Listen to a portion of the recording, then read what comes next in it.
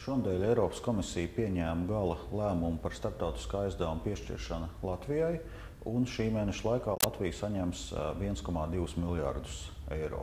Tas arī ir apliecinājums tam, ka Latvijas ekonomikas stabilizācijas plāns tiek īstenots atbilstoši uzstādījumam. Šonadēļ valdība lēma arī par atalgojumu samazināšanu valsts sektorā, kur algas, kas ir mazākas par 300 latiem, tiks samazinātas par 15%, bet algas, kas ir lielākas par 300 latiem, par 20%.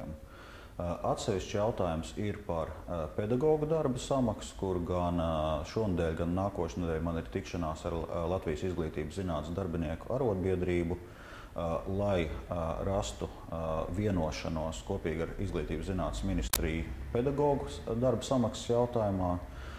Ir pilnīgi skaidrs, ka mums ir jāīsteno struktūrālās reformas izglītībā, un ja, piemēram, Igaunijā ir 13 skolēni uz vienu skolotāju, Lietuvā 11, tad Latvijā pašreiz ir 6.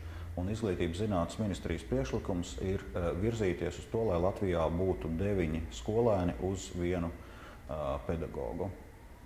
Attiecībā uz nākošo nedēļu tad sāksim darbu pie 2010. Gada budžeta.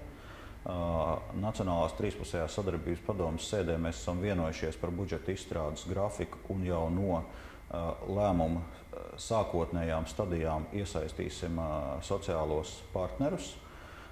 Protams, būs jāturpina izdevuma samazināšana, bet ne tuvu, ne tik lielā mērogā kā šogad. Un tie pasākumi, kas šogad ir veikti ekonomikas sildīšanai, pilnu atdevi arī dos 2010. gadā.